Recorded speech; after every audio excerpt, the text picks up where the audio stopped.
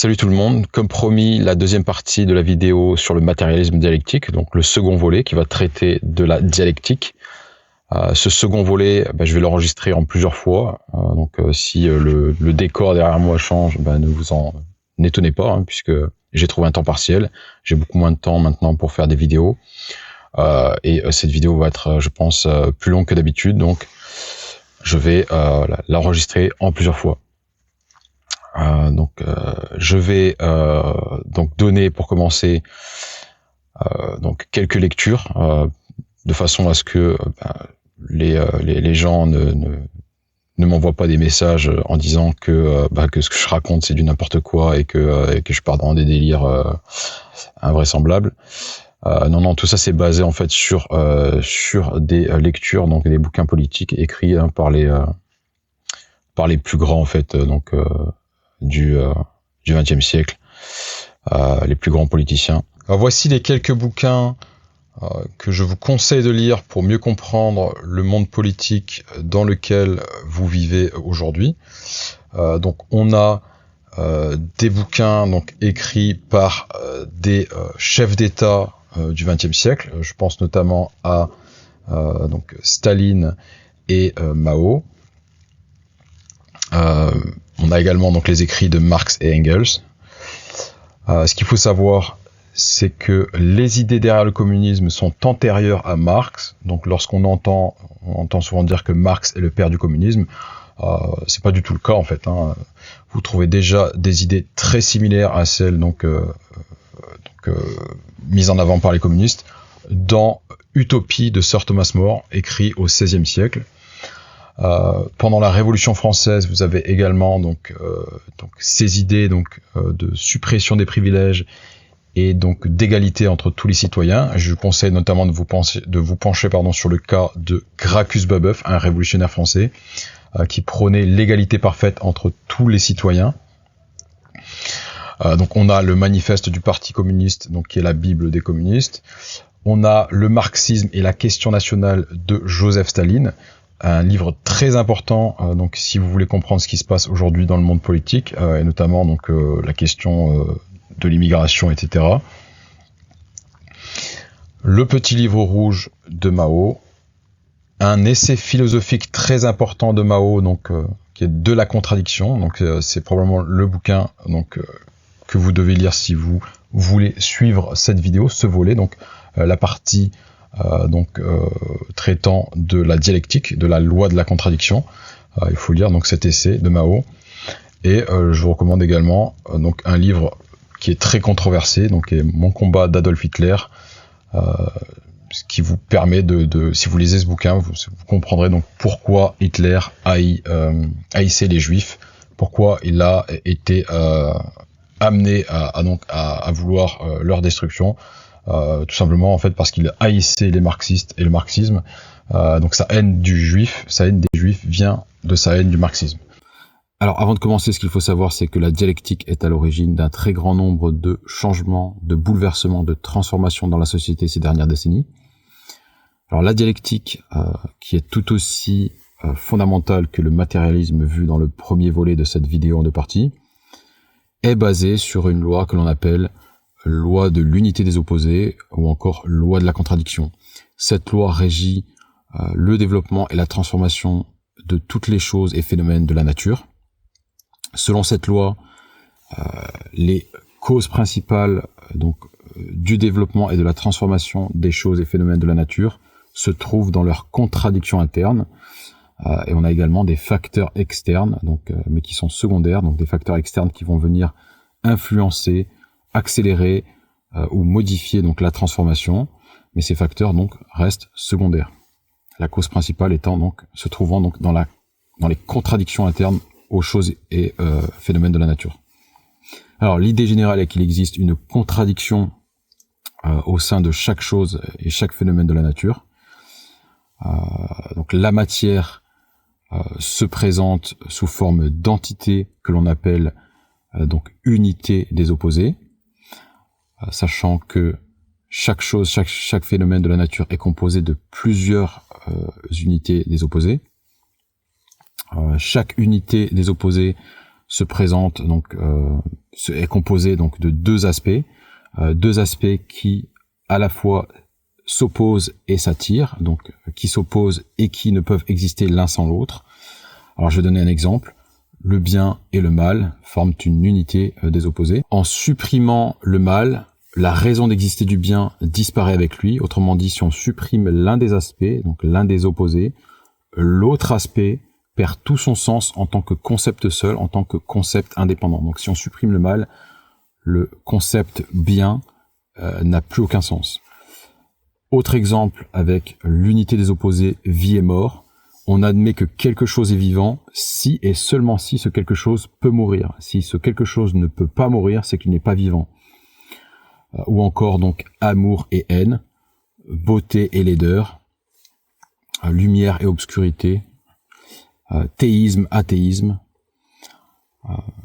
donc fini, infini, justice, injustice, paix et guerre, démocratie, dictature. Je peux trouver des exemples un peu plus concrets. Proton, neutron, solide, liquide, liquide et gazeux, ville et campagne, terre et mer, professeur et élève, riche et pauvre, bourgeoisie et prolétariat. Donc on pourrait trouver des centaines de milliers d'exemples, voire des millions d'exemples d'unités des opposés, sachant qu'au sein de chaque unité des opposés, on a un conflit, une oppression qui va faire que il y aura à un moment donné une transformation abrupte de cette unité des contraires. Alors ce qu'il faut savoir, c'est que de ce processus de transformation peut résulter donc premièrement l'inversion du rapport de force entre les deux aspects de l'unité des opposés. Donc l'aspect qui était dominant devient dominé et vice versa. Donc l'aspect dominé devient dominant. Ou deuxièmement donc la disparition des deux aspects. C'est-à-dire que la transformation donne lieu à la disparition des deux aspects et en parallèle donc donne naissance à un nouvel aspect qui va être combiné à un opposé, à son opposé, puisque chaque aspect a son opposé dans la nature. Donc on aura donc une nouvelle unité des opposés qui va donc générer donc un nouveau conflit, une nouvelle oppression, une nouvelle souffrance au sein de cette unité des opposés qui va être donc qui va déboucher aussi donc sur une transformation au fil du temps. La transformation que l'on observe le plus souvent, c'est la première, donc c'est l'inversion du rapport de force entre les deux aspects de l'unité des contraires, de l'unité des opposés, sachant que à chaque cycle, chaque aspect est transformé, est complexifié, est enrichi. Alors ça peut paraître un peu abstrait, un peu complexe, voire un peu tiré par les cheveux dit comme ça, mais avec un exemple ça va être beaucoup plus clair. Donc prenons l'exemple de l'unité des opposés démocratie-dictature. La démocratie, c'est la volonté de la majorité, donc la majorité du peuple, imposée aux minorités. Et à l'inverse, donc la dictature, c'est la volonté d'une ou plusieurs minorités imposées à la majorité. Admettons que l'on soit en démocratie, c'est-à-dire que la majorité impose sa volonté aux minorités. Eh bien, on a un conflit donc interne, on a une contradiction entre la démocratie et la dictature, entre la majorité et les minorités, qui va s'intensifier. Donc le conflit va s'intensifier et finira au fil du temps donc par aboutir à une révolution et au retour au pouvoir de la dictature. À ce moment-là, le conflit interne ne s'arrête pas. Un nouveau processus de lutte débute, cette fois contre les minorités, donc contre la dictature. Cette fois, donc c'est la majorité, donc c'est la démocratie qui veut revenir au pouvoir et qui lutte pour revenir au pouvoir. Sachant qu'à chaque nouveau retour au pouvoir, la démocratie ou la dictature ne réapparaît jamais à l'identique, donc ne réapparaît jamais donc dans un état identique à celui donc du cycle précédent. Donc la majorité, la population constituant la majorité pendant donc qu'elle est dominée, subit l'influence idéologique et culturelle des minorités, on dit que la matière est complexifiée, et vice versa. Lorsque c'est la majorité qui est au pouvoir, les minorités vont également subir l'influence idéologique et culturelle de la majorité. Et lorsqu'elles reviennent au pouvoir, donc elles ne reviennent jamais au pouvoir à l'identique, dans un état identique au cycle précédent. Donc ça va dans les deux sens.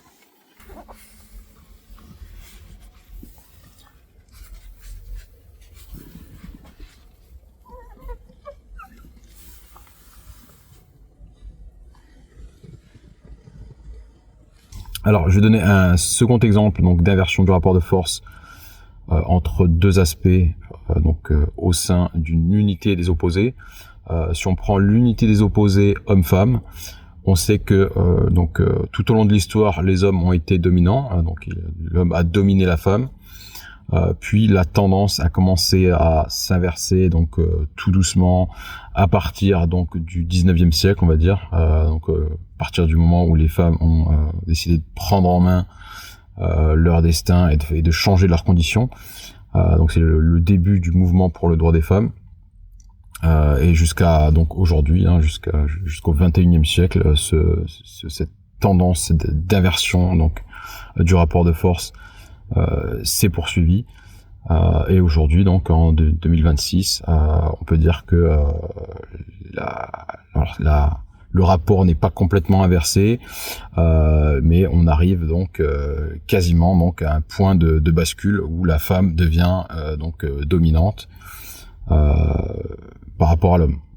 Ça se voit en fait au quotidien en fait, dans les faits divers, lors des séparations, les femmes ont beaucoup plus de droits que les hommes, notamment en cas de séparation et de garde des enfants.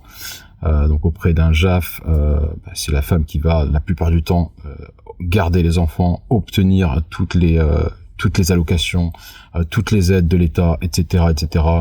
Elles sont quotidiennement aidées par la société. Autre exemple pour illustrer cette fois le deuxième type de transformation qu'on peut observer au sein d'une unité des opposés, c'est-à-dire la disparition des deux aspects pour donner naissance à quelque chose de nouveau, c'est-à-dire quelque part faire la synthèse des deux aspects.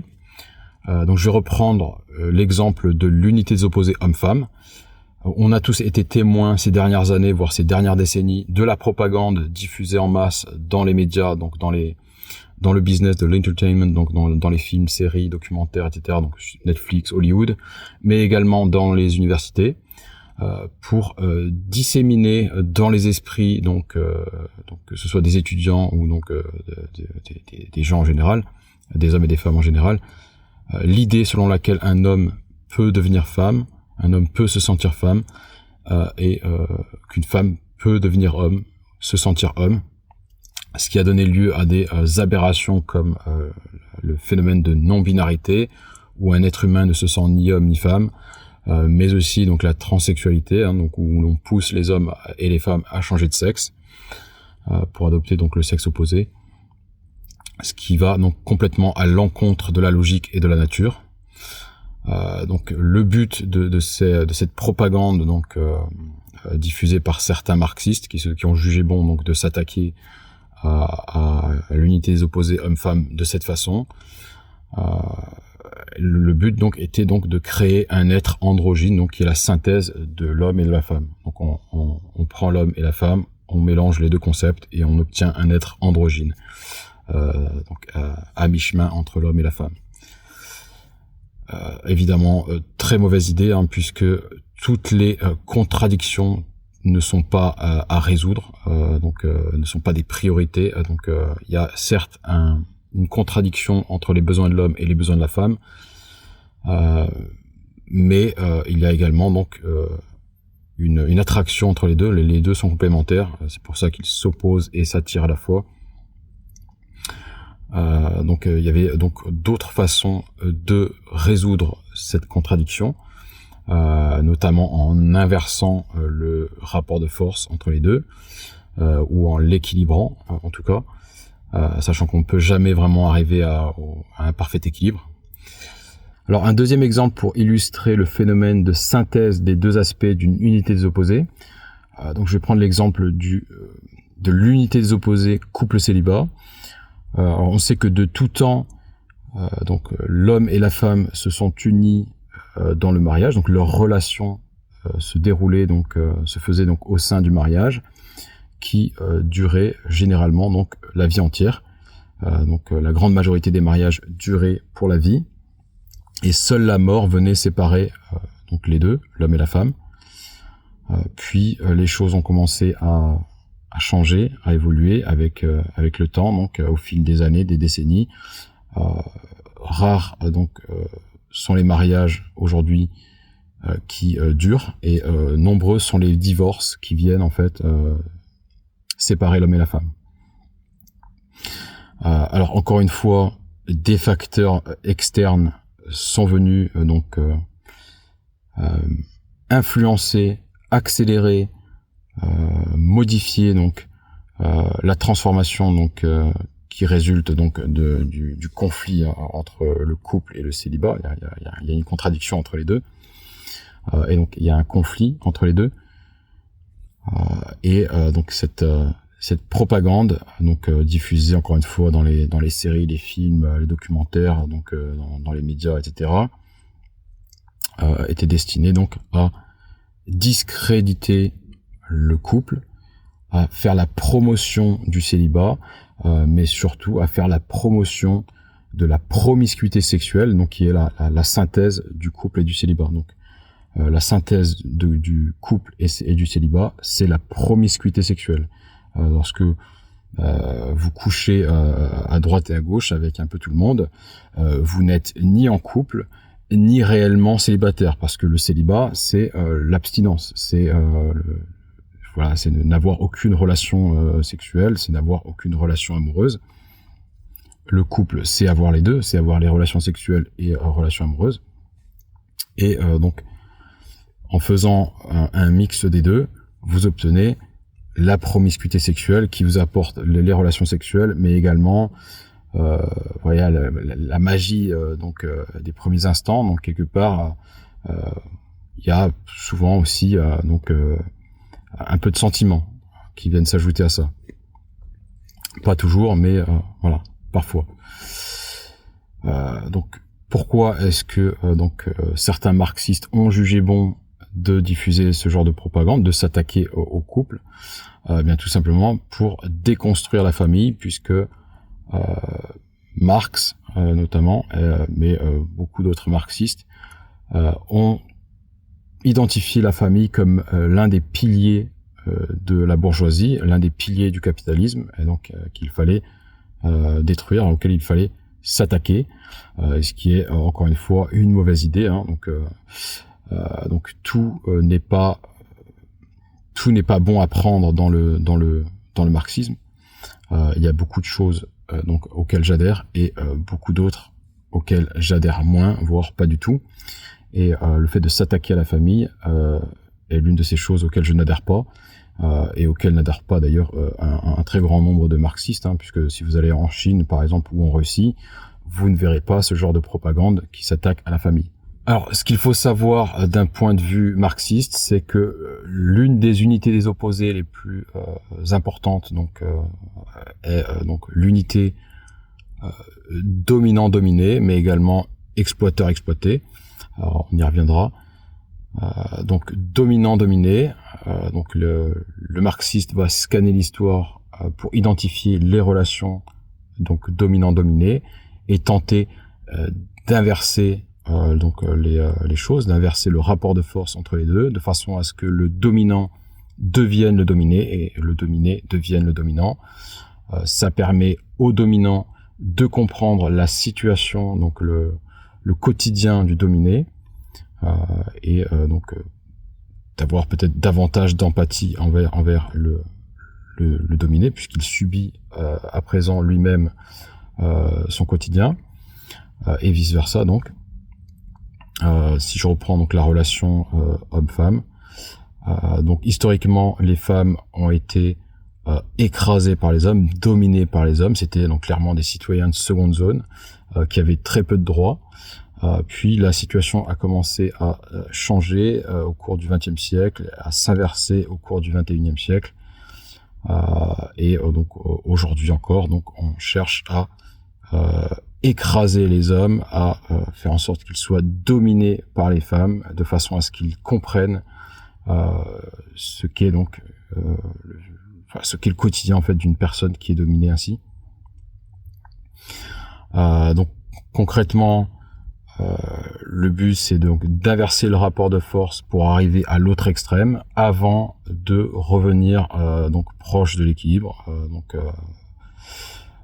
Ça permet donc ensuite aux deux côtés, donc à l'homme, aux hommes et aux femmes, donc de mieux se comprendre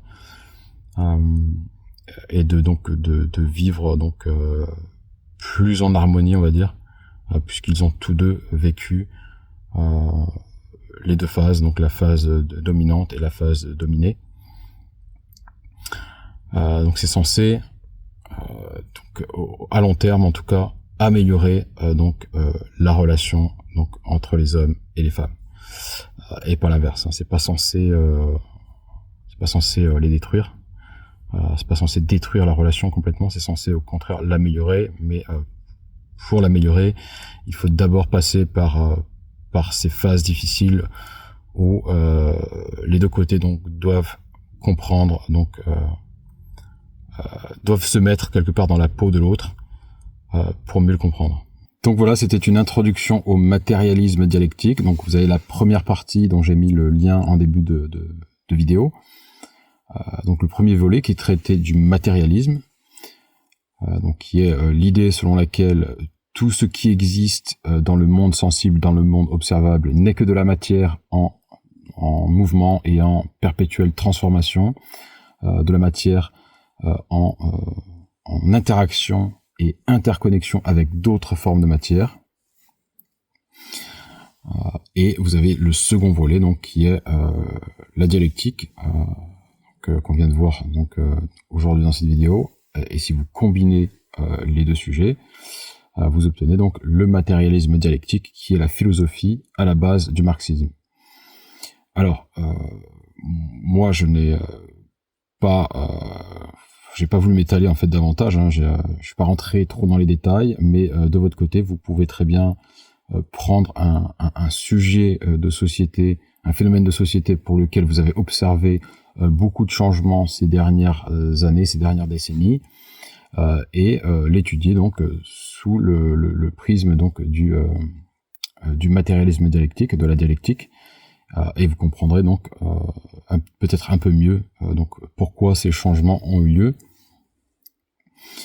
Moi je vais m'arrêter là, donc le temps que YouTube ne semble pas trop apprécier les sujets politiques. Alors évidemment, je continuerai à poster des vidéos faisant la critique du système dans lequel on vit, donc le capitalisme, ce qu'on appelle parfois aussi la matrice, sachant que ce système est en fin de vie, est moribond, et qu'il est grand temps de passer à autre chose. Donc je dis pas que tout est mauvais dans ce système économique, il y a du bon et du mauvais dans tout.